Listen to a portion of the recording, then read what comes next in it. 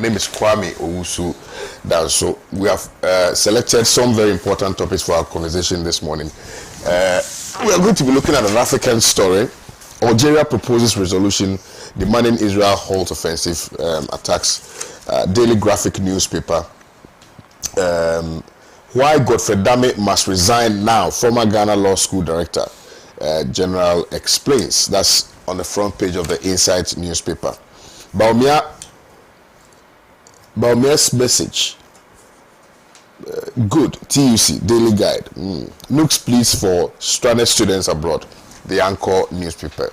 I've been joined in the studios by Honorable Inusa Fuseni, Mr. Philip London, and Mr. Kwesi Pratt Jr. Good morning, gentlemen. Right, so let's start with Algeria's proposal demanding that the attacks in Rafah is halted by Israel. Let me start with you, Mr. Philip London, respectfully. Well, good morning. Good morning. Good morning. And good morning, Alaji. Good morning. And good morning to our viewers and listeners. And thank you for inviting me to Thank you. Show. I think the call by Algeria is in the right direction. The developments in Palestine, not just the West Bank, Palestine generally, specifically the West Bank, and down into Rafah, which is actually what do you call it? Safe haven for a refugee camp. For Israel to want to extend their activities there is terrible. It's terrible. I find it difficult now watching some of the Western media outlets. I used to always watch them because the scenes coming out of Gaza are horrible. This is something that is beginning to even affect the conscience of the world. I mean, you can't sit down no matter what and see women and children and young men and people just I mean, this is humanity. You cannot watch these things and not be affected. It is horrible. This is a genocide. It cannot be defended under any situation. Unfortunately, the government of Israel, led by Netanyahu, many of them are individuals who seem to have a personal penchant, vendetta against the Palestinians. The only time they describe it that they are fighting Hamas, but they are actually fighting the Palestinians. And in spite of all the killings, in spite of all what they are doing, Hamas still exists. And what is the numerical strength of Hamas as compared to the number of civilians that have died? So if you want to eliminate Hamas, you have to kill 20 times or 30 times more people to do that? Where in the world is this justified? Where in the world? So we simply cannot accept it. And it is sad that many countries haven't come up to say this. A lot of the agitations are coming from civil society and various groups, student groups, etc., political groupings, but nations. So for Algeria to have taken that position, yes, I commend them. I wish to see more African countries take a similar position. And in doing so, I also want to commend the 3 European countries who have actually recognized Palestine. This is long overdue, you know. And for them to, in the face of all, I mean, to look up America in the face and say, no, we will not allow this. I think it is setting in motion a certain wave, and I just pray that sooner than later, the pressure that will mount on the Israeli government and the leadership of the Israeli Defense Force, because the Israeli government will often tell you that the IDF are a bit independent and they take their own strategic decisions. But it's not true. If the government wasn't going to allow it, it couldn't happen. So they are hiding behind each other. The government hiding behind IDF and IDF hiding behind the government. But what is happening in Palestine is, I mean, even before all this conflict, was horrible and deplorable. next only to what was happening in South Africa under apartheid. And now it's gone beyond common sense. No human being can sit down and tolerate this.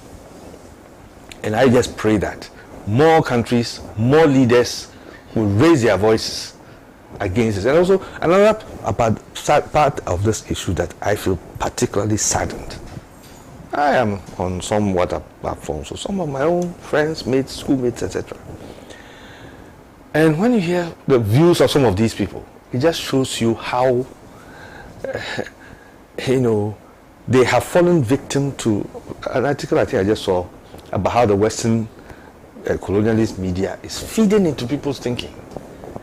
Some people actually believe that Israel is on the right path. And Hamas, I can't even imagine. And these are people who should know better. I mean, people who are our colleagues, who will expect that. No, but they, based on what they have seen and what they have been fed, they think it is justifiable. It is something that we can't justify. So the government of Algeria, I personally will commend them. I think they've done a good thing. I don't know whether the current government of Ghana will do anything like that. But it's something that we should all do. And I wish that OAU, I don't think AU has actually come out with a statement. But I wish that they will come out with a statement in support of what, Algeria has done. Because the leadership that South Africa has taken by taking Israel to the International Criminal Court, I think it's also something that should even inspire other African countries to support that endeavor. So what I will say on this matter is that, yes, I applaud the government of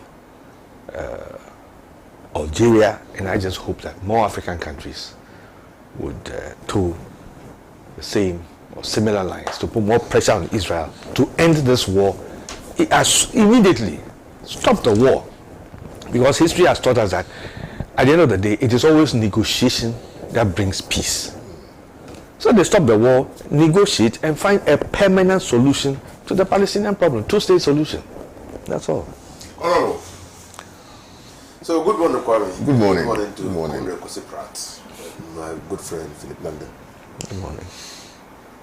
I think that what is happening in these past few days has been quite encouraging in terms of the right to self-determination of the Palestinian people.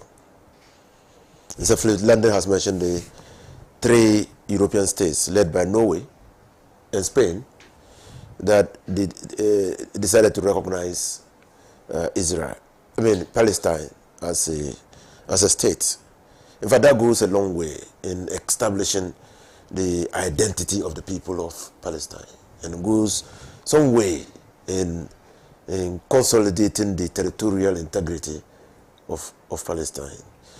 It had been hoped that more states, the campaign by the Spanish president had hoped that more states will recognize Palestine as an independent state, coexisting side by side with Israel. But even the 3 is a good start. Then Tuesday, Algeria proposed a resolution calling for the immediate halt to the hostilities in Rafah. America has described the resolution as not helpful, and so one can see where it is going to end. But bringing the world body together, refocusing their attention on the activities of Israel in Rafah is very important. The resolution will be debated, might not be carried. Even if it is carried, will be vetoed by the United States, or a compromise might be made. But in any case, Algeria has taken the matter once again to the United Nations, the Security Council of the United Nations, and let's see how that pans out. But more importantly, Israel is increasingly behaving like a rogue state. Increasingly like a rogue state. The International Court has issued temporary orders against Israel to halt its offensive on Rafah. Israel has disregarded the orders. and is behaving with impunity. 2 days ago, they bombed the tents in Rafah. Well, 43 people died. 43 refugees, those who had been displaced and were living in tents, died as a result of the bombing. They are now seeking to say that they were secondary explosions, which explosions probably were caused by munition that was hidden in the camp. But they triggered the death. They bombed the Rafah and bombed outskirts of the refugee camp. That triggered the death of 43 people. Yesterday, they were there again. They now claim to be controlling 3/4 of Rafah. With impunity, they are not going to stop. South Africa has demonstrated that they've learned from their experience of apartheid. That no free, determined people should live under apartheid or Zionism. And so they have taken the case to the international court, and they are pursuing it with all vim and determination to ensure that the international order of law and order, rule-based system that we are all adhering to, is given effect to. And I think that South Africa ought to be commended. Many countries are now also, Brazil yesterday withdrew their ambassador from Israel in protest about what is happening in Rafah. And so many countries, France is also taking a serious view, a deep view of the activities of Netanyahu and the Israeli forces in Rafah.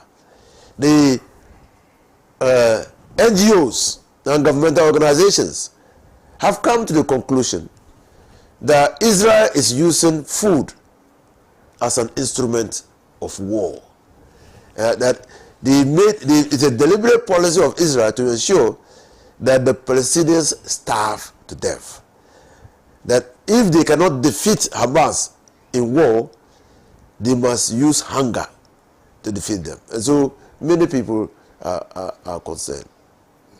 Now, for we in Free Ghana, we have to extend our sympathy, support, and understanding to the Palestinian people. Because the people who have never lived under any system resembling what the Palestinians are living in is incapable of fully appreciating the difficulties the Palestinians are living in. But having lived under colonialism, where we virtually had no rights, or we had very few rights, and where our forebears were forced to work in plantations, cocoa plantations for nothing, you will understand. Or in Congo, where people who resisted tapping rubber for the king of Belgium had their limbs amputated. I mean, you will understand what living under a regime that does not respect your rights means. Israel simply does not respect the rights of the Palestinians. In fact, does not even regard the Palestinians as a people, as human beings. That's why they are prepared to kill, maim, and displace not only Hamas, but women, children, the aged, who have nothing to do with the conflict between Hamas and Israel. And so, for all of us, let's continue to talk, and probably some of the leaders will listen. If even the leaders don't listen, our brothers and sisters in Palestine will know that there are people who sympathize with their situation and want an early resolution of the matter. Thank you. Thank you very much, Honorable Enos Ofisini. You're still watching the News Review segment here on Pan-African Television. May I remind you that we are streaming live on Facebook and on YouTube. So if you want to join the conversation, you can do so by visiting those platforms and sharing your opinions there. Mr. Pratt, please.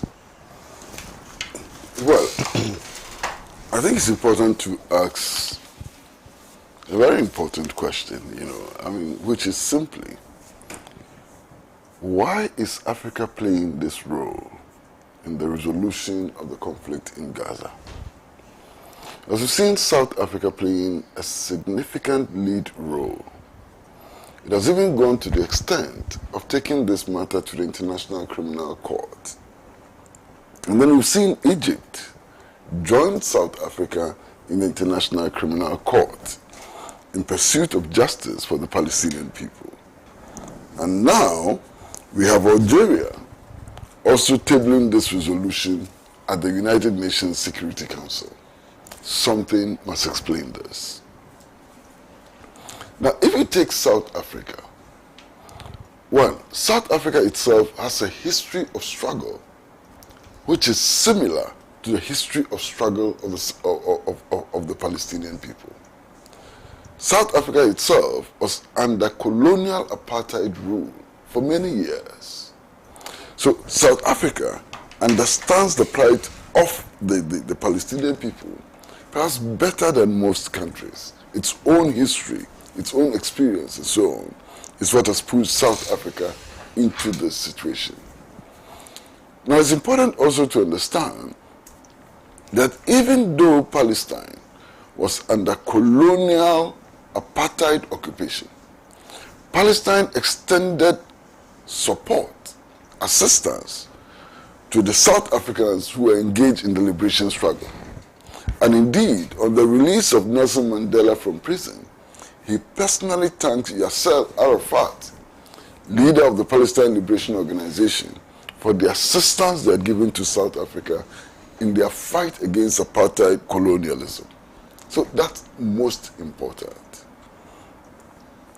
Now, if you take Algeria fought one of the longest liberation struggles in the world. And at the end of the Algerian War of Independence, more than 1 million Algerians had died at the hands of the French colonialists. So Algeria also shares this experience of fighting a liberating war and so on. And you can understand why Algeria has taken this position. Now, with regards to Egypt, Egypt is directly threatened by Israel. Indeed, a couple of days ago, the Israeli Defense Force, and I think it's a misnamed organization, actually attacked the Rafah crossing, leading to the death of an Egyptian soldier. Now, you must also understand that the vast population in Egypt clearly is in sympathy, is in support of the Palestinian cause. No Egyptian government will survive if it is seen as a betrayer, of the cause of the Palestinian people. So these dynamics are important. Now, all of Africa has had to engage in a struggle for national liberation. But 67 years after independence, some of these African leaders have become collaborators of our oppressors. And indeed, the actions of these three African countries must be a huge embarrassment to a government like that one headed by President Akufo-Addo. I feel so embarrassed as a Ghanaian. Because what is the stance of President Akufo-Addo? The stance of President Akufo-Addo is worse than the stance of Joe Biden. President Akufo-Addo has declared that he stands firmly with Israel. So it is not only Israel which is being isolated. Countries like Ghana, whose leaders have lost it. They've lost it completely. And we should be embarrassed as Ghanaian people in the face of the evidence of genocide, in the face of rulings given by the International Criminal Court, in the face of actions being taken by even European countries in solidarity with Israel. Our president still stands firmly with Israel. It's so embarrassing It's unbelievable. Now, some of the suggestions which have been put out as solutions to the problem are crazy, completely crazy. This suggesting for a humanitarian pause in the war, it's so crazy. You can't believe that adults, leaders of nations and so on, can actually verbalize this as a solution. Because what does a humanitarian pause mean in real practical terms? It means stop the bombing for a while. Go and find some bread and petrol, give to the Palestinian people, and kill them the next day. That's what it means. And world leaders, so-called world leaders, they are not world leaders, so-called world leaders, are putting this out as a solution. I can't believe it. Joe Biden, he thinks that this is a sensible solution. Stop the killing for a while, give them some food, and bomb them later, kill more later. And he thinks it's a solution.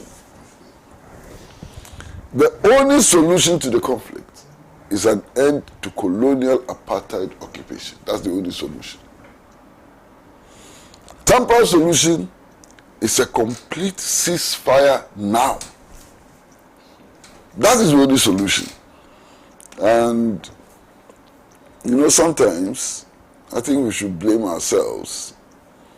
First of all, for electing governments like the one headed by His Excellency Nana Addo Dankwa Akufo-Addo. And secondly, for keeping them in power.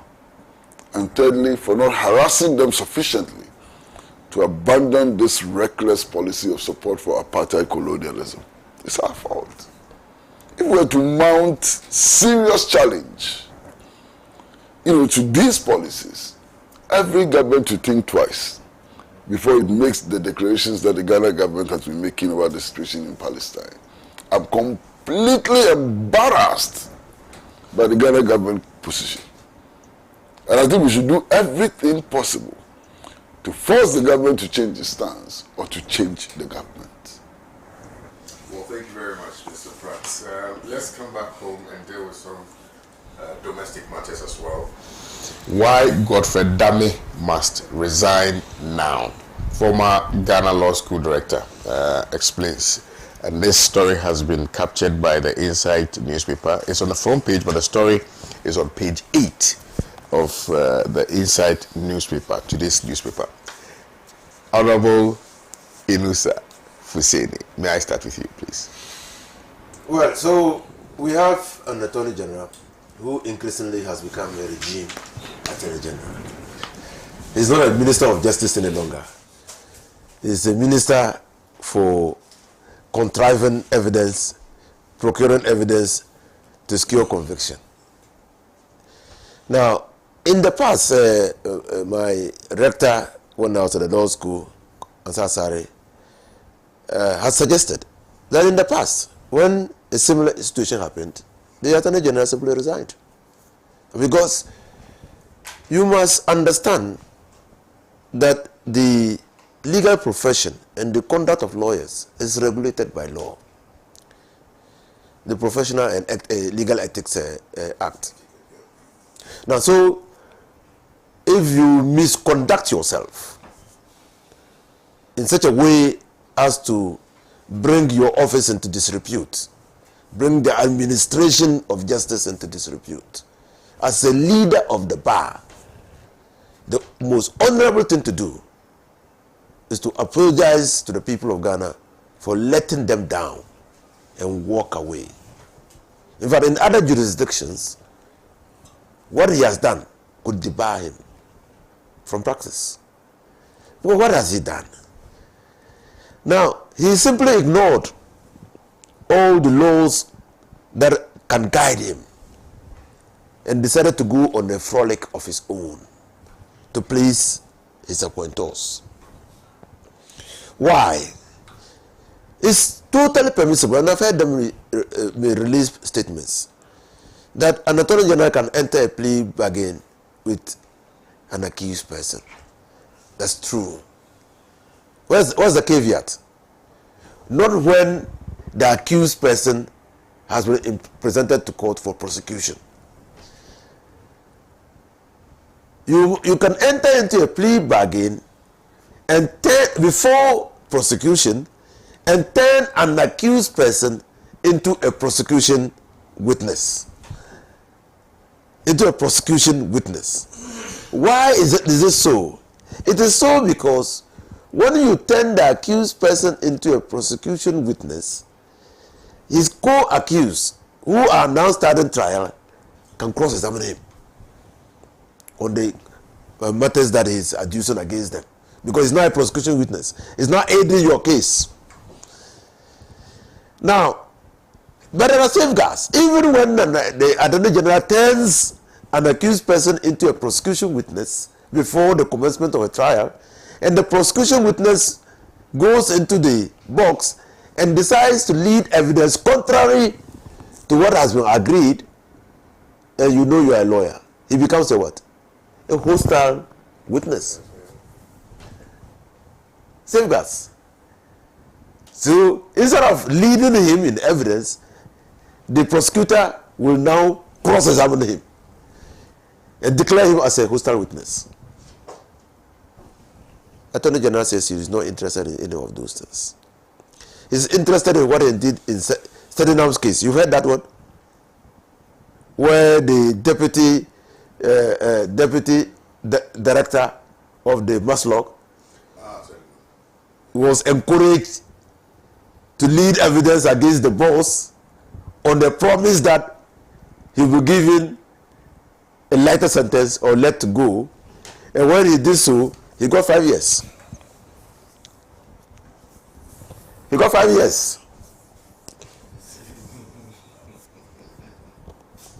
So why will we have such an Attorney General in office? Why? And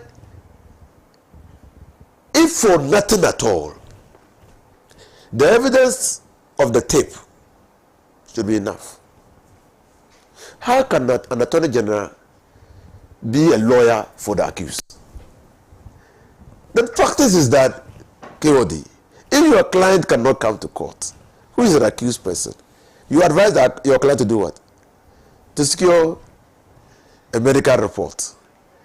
And then you go to court to pay the court to excuse your client for the day and adjourn the matter to another day because your client is unwell and fit to appear before the judge. If the judge is minded, he defers the case, adjourns the case to another day. In the tape, what do you hear the Attorney General suggested to the accused person? Is the Attorney General the lawyer of the accused person? If this is not misconduct, just tell me what that is. It's gross misconduct. It's gross misconduct. And he knew that he was engaged in gross misconduct. That's why, at the point that the NDC stopped, what did the Attorney General say? Let me stop, because I don't know whether I'm being recorded. Because he knew that what he was doing was inappropriate, it was unethical. He knew. So, he called it a normal feeding also. Bad faith. So, for me, I think that the conduct of the Attorney General is so unethical that he is no longer fit to occupy that office. He's brought his office into such disrepute that his appointors should relieve him of that position to restore some confidence in the office of the Attorney General. Because this case is taken seriously because of what has happened in the past. Now, we've had an Attorney General who appears to have his way anytime that he wants something done for him in court.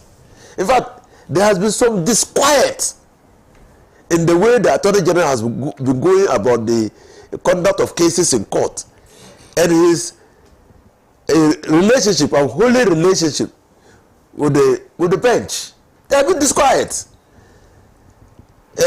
And people like the Chief Justice has said, former Chief Justice, the judiciary has become largely predictable. And in matters where the Attorney General appears before the judiciary, one knows how the judiciary is going to react to the Attorney General. Now, that itself was undermining the integrity of the bench and the judiciary. Now, at the center of all this brouhaha is a Supreme Court judge. I've been wondering who called the meeting and who suggested the venue of the meeting. Who called the meeting of the three persons and who suggested the venue? Was it the Supreme Court, the Justice of the Supreme Court? Was it the Attorney General? Was it the third accused person? I just can't understand and fathom how that could happen. How can justice be on sale? The people can conspire, can meet, in the dark, conspire as to how to secure judgment or conviction against an accused person. It's not done. You see, the coat of arms has two fundamental values. As Ghanaians, we don't draw our attention to those values: freedom and justice. We are a free people and we cherish freedom. We must exercise and live the freedom within the context of the law. And in any situation at all, justice must be served. I have said, and I will say it again, that it appears to me that under this regime and under this current Attorney General, he is not looking for justice. He's looking for convictions. He believes that conviction will mark him, to mark him as a very dutiful Attorney General. But like it has been said, in many jurisdictions, in the jurisprudence of the law, what should be foremost in the minds of prosecution is the justice of the situation. You should go to court and leave the court believing that justice has been served. Whether it leads to the acquittal of the person or a conviction of the person, justice has been served. Okay? Because the Constitution, it is not for nothing that the Constitution has made the right to innocence a fundamental right. It's a fundamental right to be presumed innocent. It's not for nothing. If you can procure evidence the way the Attorney General wanted to procure evidence against the third accused person, then what happens to the right to be presumed innocent? And the corollary to the right to be presumed innocent is the right to fair trial. Fair trial. Adduce the facts. Let your witnesses be cross-examined. Produce all the evidence. And let the court make a determination. Fair trial. Because you should know that the fundamental right of the accused person is at stake. This case evokes many issues. And even the state itself, under this government, is complicit. You know the case of the City FM journalist who went flaming cars behind the national security? Kuda. Why? Cars had been imported under a previous regime. Those cars were not distributed. They were left to rot. The journalist thought that that was inappropriate because state resources had been used to purchase them. He wanted to bring that to the attention of Ghanaians, that this is how our resources were being dissipated. It led to a commando attack on the station and the arrest of the journalists. It is the same thing with the ambulance cases. I asked recently, Master, so in private matters, if you import something and then you think that thing doesn't meet your expectation, you don't leave it like tomatoes. You don't leave it to rot. You mitigate your what? Your loss. You sell it, recover whatever you have to recover, then make a claim against your supplier that was not what you wanted. So when the ambulances came and they were still new, what did the state do? Is the state not complicit in the rotting of the ambulances? Because they simply parked them at the Air Force Base and did nothing about them. And waited 8 years. Which car, even if it were a new car you were driving it, 8 years down the line, the car will no longer be a new car. So who made the decision to leave them to rot? So if you say they were ice cream vans, why didn't you sell them when they were new? To mitigate your loss so that you can then recover what you want to recover. Then you come to the issue of Big C, saying that, well, you see the ambulances came as vans and that equipment followed. So we were coming to fit the equipment in Ghana and when there was a change of government. So if you no longer need the ambulances and for us to fit the equipment, we are prepared to refund that money to you and then take our ambulances away. He said, no, you are interested in prosecution financial loss to the state. You are interested in prosecuting financial loss to the state. I think that there's a problem with us as a people.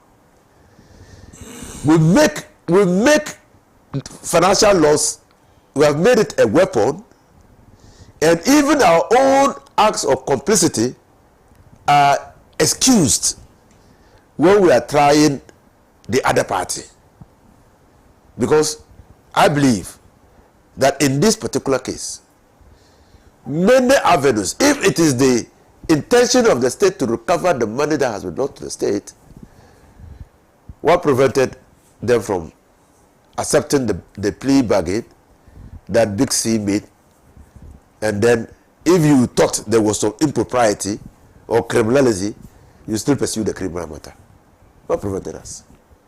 I mean, then above all this, you have an Attorney General who at a point was seeking to act as a lawyer for the accused person and encourage him to lead evidence against the first accused person. What at all does the Attorney General want to achieve if he succeeds in convicting the first accused person, the minority leader, Atto Forsen, in this matter?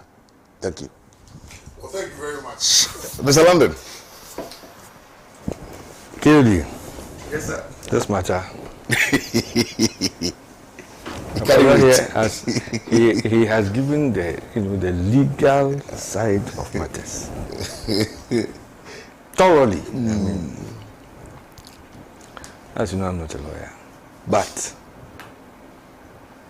this matter, the political side of this matter, is what is most disturbing.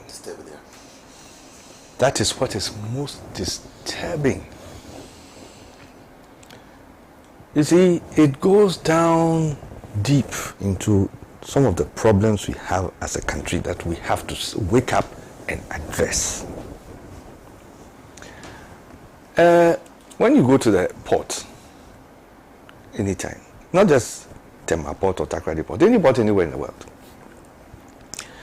and you find vehicles, equipment, machinery coming in. Many of them come in various stages of completion. It may not be in 100% situation. In many instances, when the equipment arrives, there is some assembly, some fittings, some various things are done to it to make it complete. So, in the case of these ambulances, we can, from what we are hearing, it appears that there may have been some kind of arrangement like that.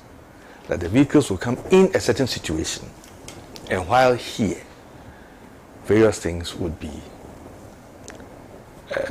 installed or fitted into them. This is what we are hearing now. But the story we heard in the beginning was that a contract was given for ambulances to be imported, and what came were virtually empty vans. And we too, being reasonable people, we believed it and we accepted it as a fact. So yes, it may have been true that the vehicles came in that situation.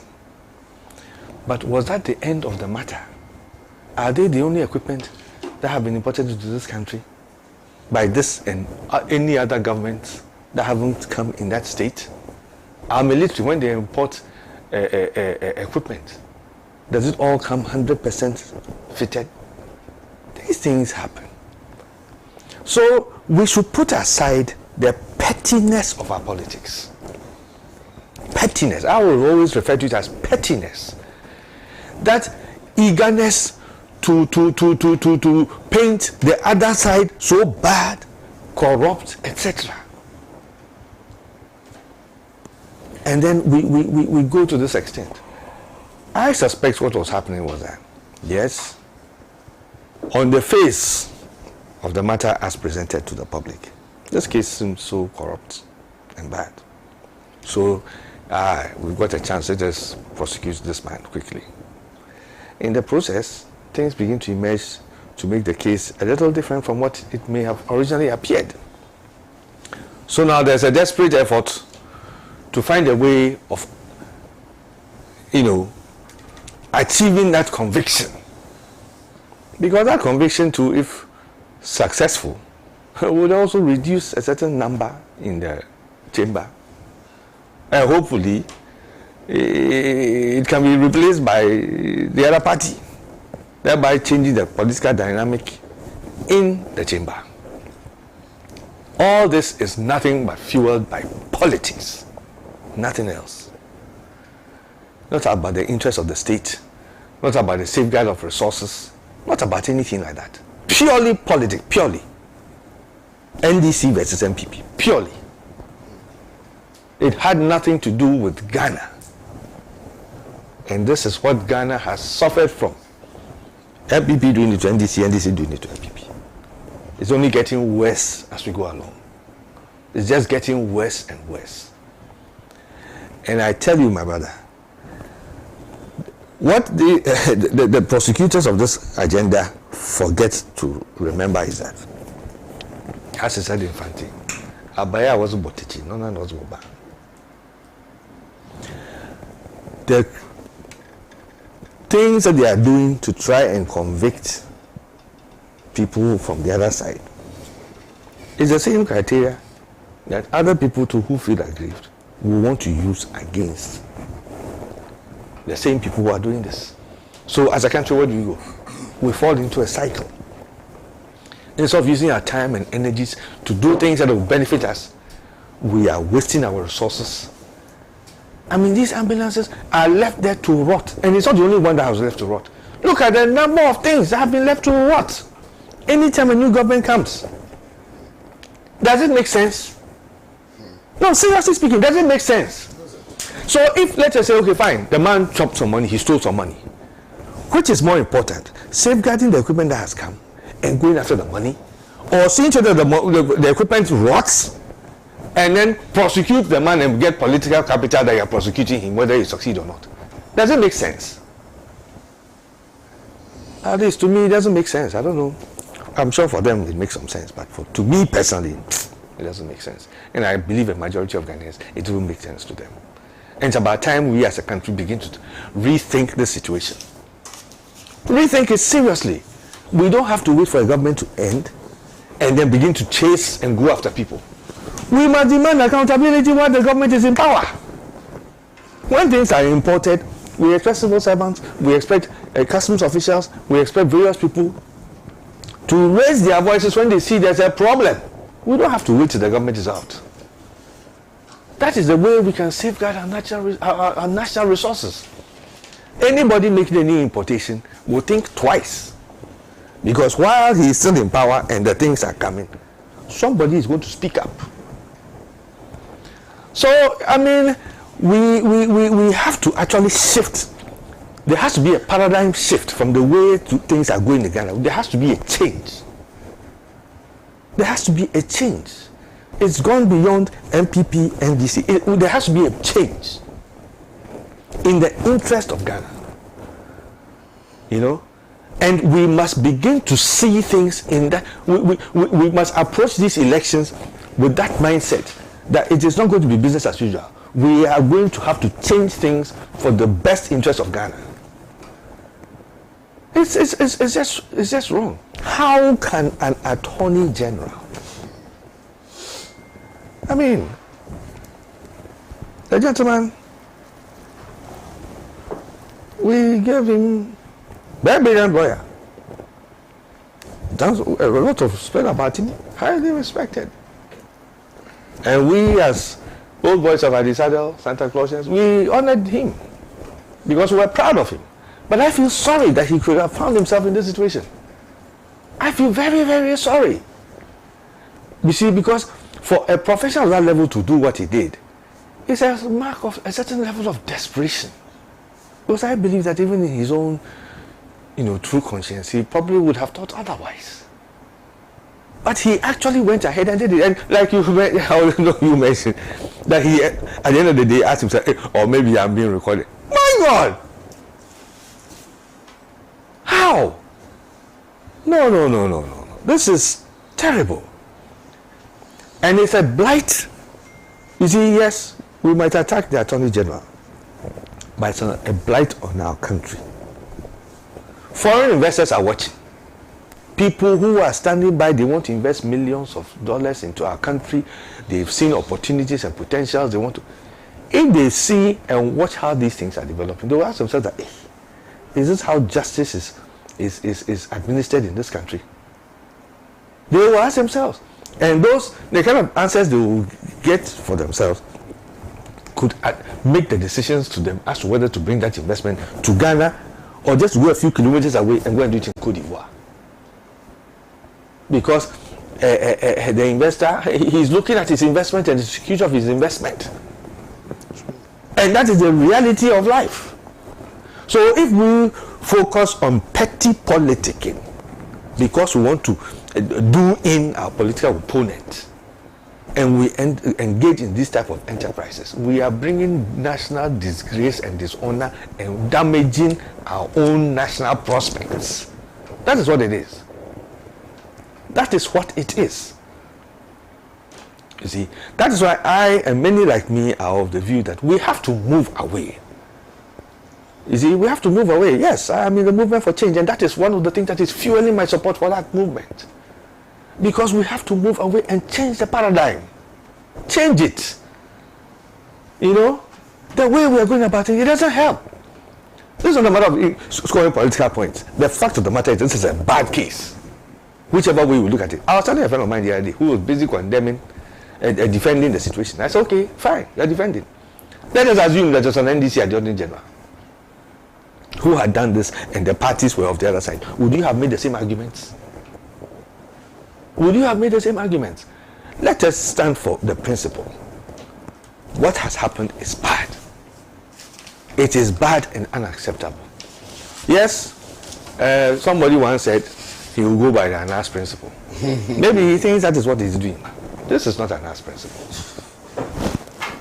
This is not an Anas principle.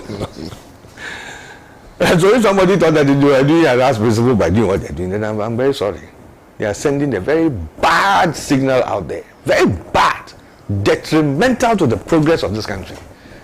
So if you think you are going to do something to catch your political opponent, you are doing detriment to us collectively as a nation.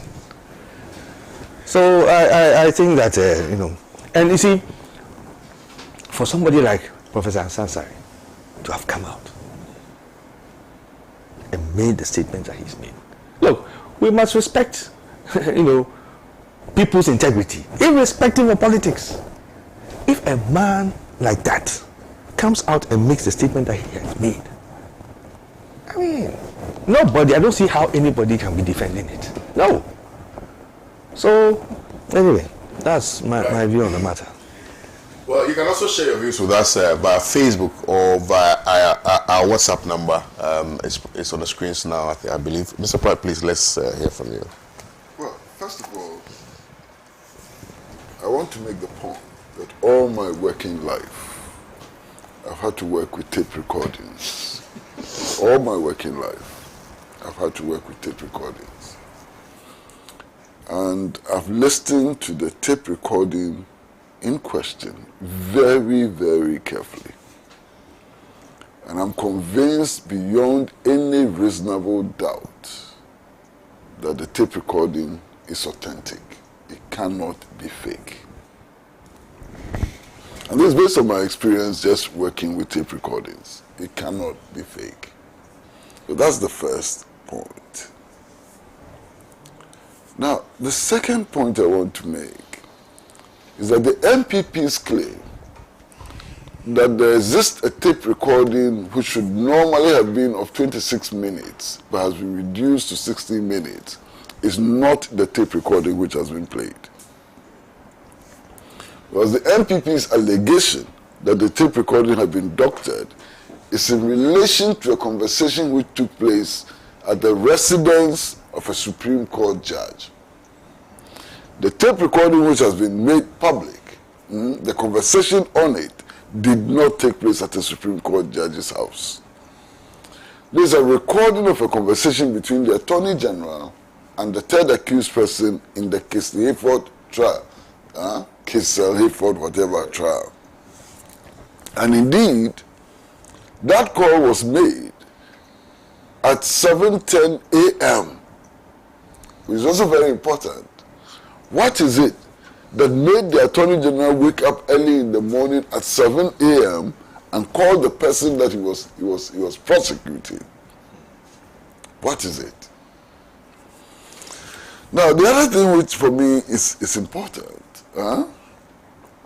is that if you listen to the conversation very carefully, it confirms that that was not the only conversation which had been had between the accused person and the Attorney General, that there have been several other conversations on the merits and demerits of the case, the prosecution case. But all of that is not the most striking thing. The most striking thing for me is to have the Attorney General actually telling an accused person he's prosecuted in court to falsify documents and send them to the court. Jesus Christ of Nazareth. The Attorney General is telling an accused person he's prosecuting in court to fake documents and send the fake documents to the trial judge. That's when the Attorney General tells him to get a fake medical report, present it to court, only to enable him, the Attorney General, to absent himself from court. Where can this happen? I mean, which sane, rational, decent person can defend this? I mean, unbelievable. No sane, rational person can defend this. It's clear as daylight. But it doesn't end there. It doesn't end there.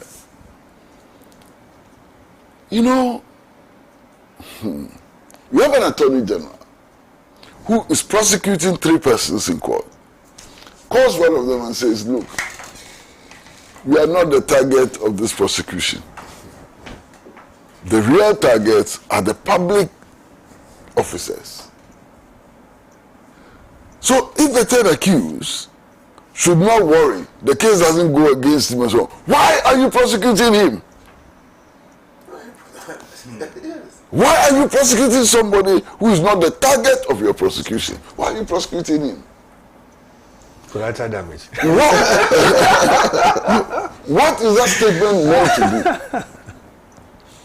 That statement is simply telling the accused person that if only you will collaborate in order to grab the public servants and throw them in prison, you may go scot-free. Completely unethical. Completely unethical. But you see, it doesn't even end there. I mean, there have been all kinds of rumors about how judgments have been procured in the courts and so on. this is the first public confirmation Yes. that the merits of cases before the courts can sometimes be determined in private homes. Shocking! Yeah. And the innocent judge, look, I worry for the judge sitting on this case. Innocent judge. She was not at the Supreme Court judge's house. She probably didn't even know that the Attorney General was talking to accused persons and so on. So she's going to sit in court and depend on the evidence which is adduced in court and the arguments made by the Attorney General in order to make a decision, not to pronounce judgment. This innocent judge may not know of what was agreed and discussed in private homes.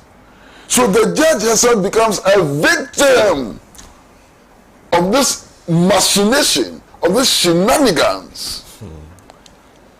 The judiciary should be worried. Yes. The judiciary is getting a very bad name because of the very bad practice of attorneys. If I were the judge, I'd be very worried about this development. You know, all of us, of course, these are matters of extreme public interest. And in matters of extreme public interest, the public is not stopped from making comments. And I know that as a fact. But I'm still cautious, and I'm still guided by the laws of contempt. Okay? And that's why I'm exercising extreme caution, even though this is a matter of extreme public interest. But you see, I am very deeply worried. Alhaji Inusa Fuseni has made some very, very good points. There's evidence before the court. The state, in presenting its case, has submitted a document to court which confirms the state's claim that the vehicles were defective when they were brought in. My brother, when I saw that evidence, I nearly collapsed. What is the state's complaint? That the labels on the ambulance, you see the ambulance carries the Ghana flag on them. They are pasted on it. That they were not pasted well. So because of that, there's some air bubble between the labels and the body of the vehicle. The other defect is that the trolley in the vehicle is too short. Not that the trolley is not in the vehicle, it is in the vehicle, but it is too short. So pushing it is a little difficult. So, you know the other defect? That the seats given to the medical attendants are not comfortable enough. For this, the state is prosecuting for causing financial loss. I mean, unbelievable. The state is actually prosecuting for causing financial loss because the trolleys are too short. Because the label has air bubbles in them.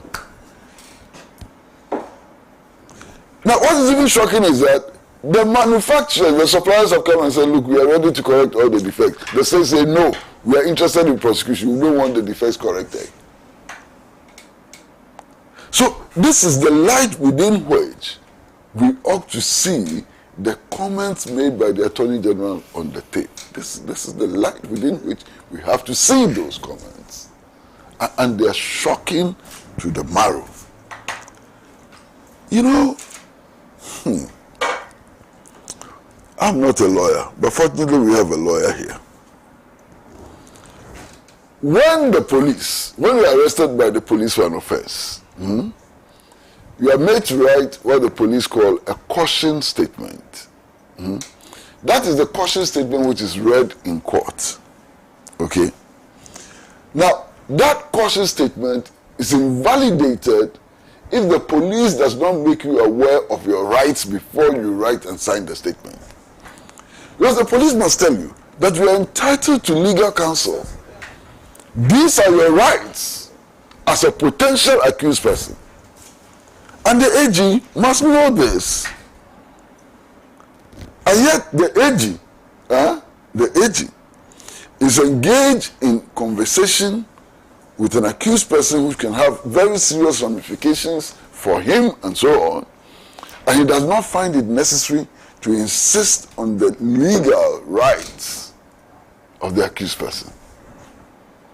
He's talking to the accused person without the benefit of counsel. In criminal trials, especially for very serious offenses, when the accused person is unable to procure the services of a lawyer, the state is duty bound to procure the services of a lawyer. And yet in this case, look at the conduct of the Attorney General. Amazing and unbelievable. But for me, the worst part of all of this is the fact that as at today, the Ghana Bar Association, which is the guardian of the ethics of the law profession, is silent. Ghana Bar Association is completely silent on this matter. But we know the history of the Ghana Bar Association. We know the commentary it has run on some previous scandals and so on. Why is the Ghana Bar Association numb on this matter? Look, after what has happened, the release of the tape and so on, which Ghanaian, normal Ghanaian, would have confidence in the prosecutorial system that we have? The confidence has been shattered completely. Today we know that if you have a cousin or uncle who is a Supreme Court judge, when you are taken to court, you can go to his house and invite the prosecutor and so on. What does that do to our confidence even in the system of justice delivery? And the Ghana Bar Association is quiet. It is quiet, numb. Ghana Bar Association. You remember the Usa Mills case? Is it Usa Mills? Usa Mills. Yeah. Usa Mills. You remember? Former last minister. Yes. Yeah, okay. You remember the statement that the Ghana Bar Association made? Yeah, yes. In respect of that case? Yes. Compare that to this one. Yeah. You know, and then for me, I mean, classic. The Attorney General in this conversation actually gets to the point where he's beginning to wonder whether the conversation is being recorded. Why? Why? Because he knows that what he's doing is not correct. He knows that what he's doing is not correct. This is a monumental scandal. And I think we ought to deal with it in a manner which establishes the facts and also is fair to the Attorney General. Because just as we insist that all persons who are facing criminal trial should be treated fairly, we need also to insist the Attorney General should also be treated fairly. You know, equity. Clear equity. But I'm also wondering, something is nagging me. Something is nagging me, and I'm going to say it. You see, it does appear that the NPP was very anxious in throwing the Supreme Court judge in whose house conversations were had under the bus. It was the national organizer of the NPP who made a disclosure or claimed that the judge is Yoni Kunedi. Yes. Why? Why? What has Yoni Kunedi done to the NPP? Why were they in a hurry to throw him under the bus? Why? And then it turned out that the tape has nothing to do with Yoni Kunedi's house. The tape which was released was not recorded in Yoni Kunedi's house. And then the claim by the Attorney General that he was trapped by a Supreme Court judge turns out to be false also. this indeed is a monumental scandal. And it gets worse if you come to consider the fact that in Ghana, the Attorney General is not just an Attorney General, but is also Minister for Justice. So it is duty to ensure that every Ghanaian gets justice, including the people he's prosecuting. So his duty is not just to secure convictions. His duty is to ensure that justice prevails at all times. His conduct clearly shows that he's not interested in safeguarding justice for anybody. I listened to the former director of the Ghana Law School. I listened to him very clearly yesterday, and he was emphatic and to the point. I hope the Ghana Bar Association will wake up. You know why it is important for the Ghana Bar Association to speak? Because it is the body which enforces ethics for the profession. Okay? It's a guardian as far as the legal profession is concerned. So it is important for the Ghana Bar Association to speak. Quite apart from that,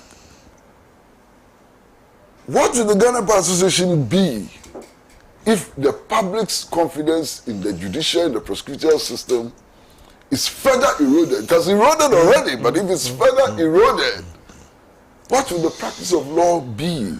And so on.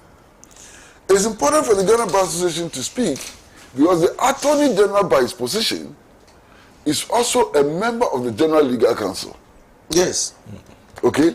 Yeah. And because he's a member of the General Legal Council, the General Legal Council may have limitations in investigating this matter. Yeah.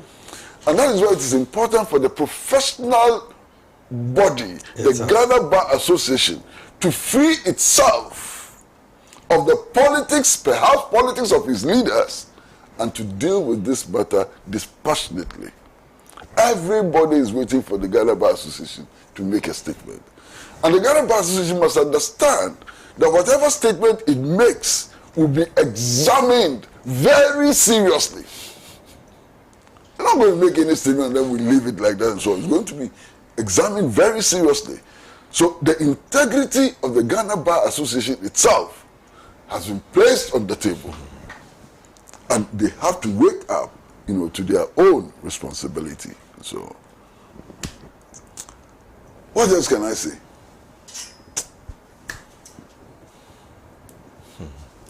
Yes. You're done. Well, I see you are itching. No. These useful submissions that have been made have only served to enrich me. Yes. All right. My time is almost up. I just have about 9 minutes. I doubt if we can do something meaningful. So I may want to give you or maybe two minutes to touch on the next topic, which is Bawumia's message. Good, TUC asserts that. Well, I have a very quick response. I honestly think that the leadership of the TUC, in fact, the leadership of organized labor, must worry about the preservation of its own integrity. Because if you endorse everything that comes before you, in the end, your endorsement becomes valueless. John Mahama went before the TUC, and the TUC said, or the Secretary General said, that his 24-hour economy was a game changer. Endorsed it fully. That other guy, what's his name? The guy who's going to take the seawater to Kumasi, to Bantima or something, went there, and to my horror, to my real horror, the TUC said that policy makes some sense. Then Bawumia goes there, and his policies also make sense. How does that? Where does that leave us? So I think that organized labor must be very careful with the statements it makes if it wants to be taken seriously. Well, I'm sure when Alan goes there, he also received a lot of praise. No, Alan went there and he was praised. But you see, at least the difference in Alan's case was that he interrogated the issue with him. He didn't just go and present something for them to respond to. He discussed it with them. They brought out their issues, he discussed with them, and he made reference to some other previous engagements they had had with him when he was Minister for Trade. And they appreciated the fact that when there's an issue, he actually comes to engage with them. He puts his ideas before them, they bring their responses, and it's an engagement. You see, it's not like he just goes and says, oh, this is my policy, he presents it to them and he goes away. So that is the difference between Alan's engagement with TUC and the engagement of some of the other presidential aspirants with the TUC or organized labor. And that wasn't only how he dealt with the TUC, but with other civil society organizations and things like that. That's how, and even some organizations that have been fundamentally opposed to his positions. He has engaged them. You see, so that is the difference of Alan's style of communicating his plans and programs. His is more of an engagement.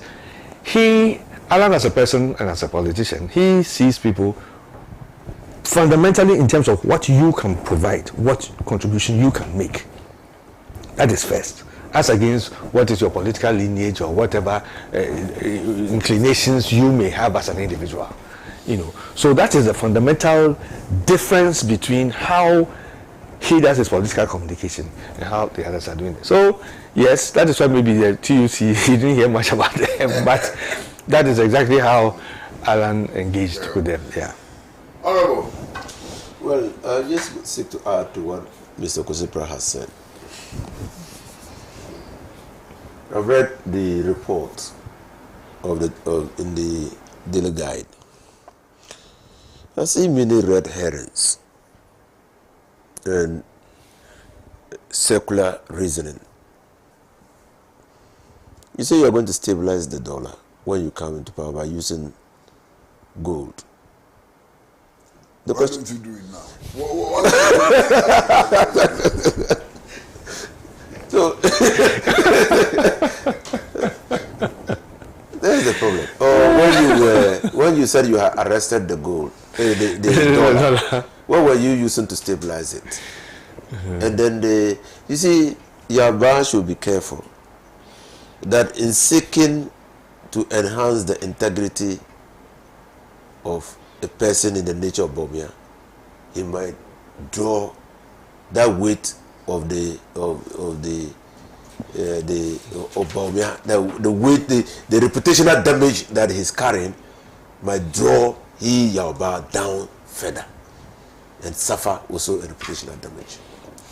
No, but if you go back the last few months, I won't want to go into specifics. But you find that this situation we're talking about now, this is not the first time. He has found himself in this same type of situation previously. If you want to go, oh yes.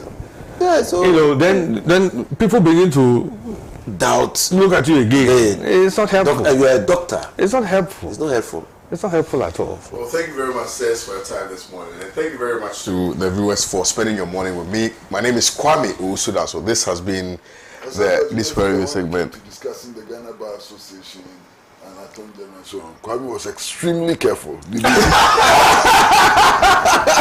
don't have any problems with you guys. No, that is how the profession is. I'll see you tomorrow. Have a nice day. Bye-bye.